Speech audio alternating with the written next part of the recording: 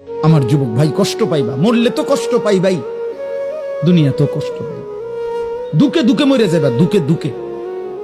একদিন যখন দেখবা সময়ে প্রয়োজনে যৌবনের ক্ষমতা নাই, নারী দেখতে দেখতে, অশ্লীল দৃশ্য দেখতে দেখতে, বীর্যপাত হতে হতে শরীর নষ্ট হয়ে গেছে, একদিন বুঝবা যৌবনের কত দাম, শরীর স্বাস্থ্যের কত দাম, একদিন বুঝবা।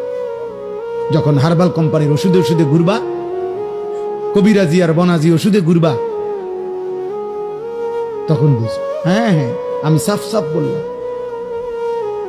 আল্লাহ বলছো ইয়াহফাজু ফুরুজাহুম, আমার বান্দা লজ্জাস্থান হেফাজত করো, লজ্জাস্থান হেফাজত করো। তুমি মুমিন, তুমি জিনা করো না, তুমি ব্যভিচার করো না, তুমি নিজের হাত নিজের লজ্জাস্থানে নাপাক ব্যবহার করো না, তুমি পুরুষে পুরুষে অপকর্ম করো না, তুমি মেয়ে মেয়ে নারী নারী অপকর্ম করো না, কোন রকমের বেহায়াপনা না চোখ দিয়া করবা, না লজ্জাস্থান দিয়ে করবা। আল্লাহ বলেন যালিকা আজকা লাহুম। এই এবার শেষ কথা হলো, আল্লাহ বলেন বান্দা আমি ওয়াদা দিলাম, চোখ যদি গুনাহ থেকে বাঁচাও, লজ্জাস্থান যদি বাঁচাও, এই দুই জিনিস বাঁচাইলে আমি আল্লাহ ওয়াদা দিলাম, আমি আল্লাহ তোমার অন্তরটা পুরাটা 100 পবিত্র করে দেব।